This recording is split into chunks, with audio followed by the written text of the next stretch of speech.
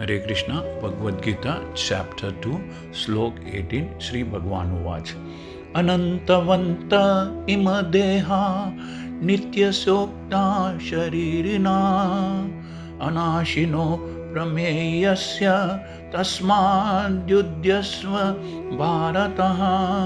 श्री कृष्ण भगवान कह रहे हैं इस अविनाशी न मिटने वाले अनंत जिसका माप नहीं लिया जा सकता तथा शाश्वत आत्मा जो हमेशा रहने वाला है उसके भौतिक शरीर का अंत कभी भी होना है, अर्थात आज या कल कभी भी उसका अंत होना ही है। वो शाश्वत नहीं रह सकता। एक जीव का शरीर हमेशा के लिए एटर्नली नहीं रह सकता। इसीलिए श्री कृष्ण भगवान कहते हैं हे भरतवंशी अर्जुन तुम युद्ध करो।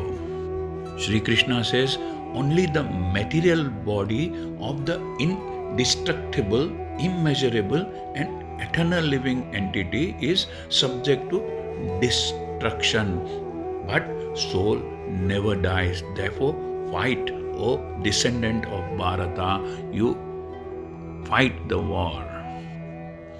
भौतिक शरीर स्वभाव से नाशवान है। The material body is perishable by nature. यह तत्सत मतलब इमीडिएट नष्ट हो सकता है या 100 साल के बाद में। यह केवल समय की बात है, टाइम की बात है।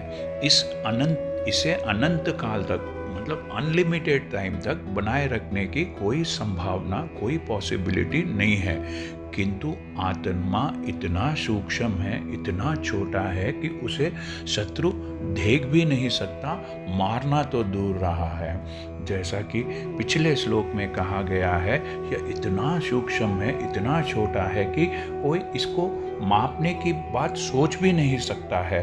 अतः दोनों ही दृष्टि में शोक करने का कोई कारण नहीं है, क्योंकि आत्मा जिस रूप में है न तो उसे मारा जा सकता है, न ही शरीर को कुछ समय तक के लिए या स्थायी रूप से अर्थात थोड़े समय के लिए या परमानेंटली शरीर को बचाया जा सकता है। अर्थात शरीर आज नहीं तो कल नष्ट होना है और आत्मा का कभी विनाश नहीं होता। इसीलिए शरीर के लिए शोक करने की कोई आवश्यकता नहीं है। यहाँ पर श्री कृष्ण भगवान चेतावनी दे रहे हैं, वार्न कर रहे हैं। पूर्ण आत्मा के सूक्ष्म कण अपने कर्मों के अनुसार यह शरीर धारण करते हैं, अतः धार्मिक नियमों का पालन करना चाहिए। The minute particle of the whole soul acquires this material body according to his deeds, and therefore one should follow the principles of religion. वेदांत सूत्र में जीव को प्रकाश बताया गया है क्योंकि वह परम प्रकाश का एक अंश है। In the Vedanta Sutras, the living entity is qualified as light because he is a part and parcel of the supreme light. जिस प्रकार सूर्य का प्रकाश, सनशाइन सारे ब्रह्मांड को, सारे यूनिवर्स का पोषण करता है, उसी प्रकार आत्मा के प्रकाश से इस भौतिक देह का, मेटीरियल बॉडी का पोषण होता है। जैसे ही आत्मा इस भौतिक शरीर से बाहर निकल जाता है, शरीर सड़ने लगता है। अतः यह माना जाना चाहिए कि आत्मा ही शरीर का पोषक है। As soon as the spirit soul is out of this material body, the body begins to decompose. Therefore, it is the spirit soul which maintains this body.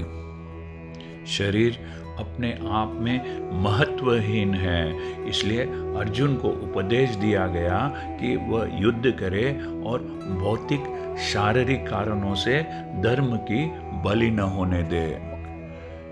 Hence, the body is unimportant. Arjuna was advised to fight and not to sacrifice the cause of religion for the sake of material body. हरे कृष्णा। यदि आपको यह channel पसंद आया है तो subscribe दबाकर subscribe कीजिए और इस चैनल को लाइक कीजिए। Thank you. हरे कृष्णा।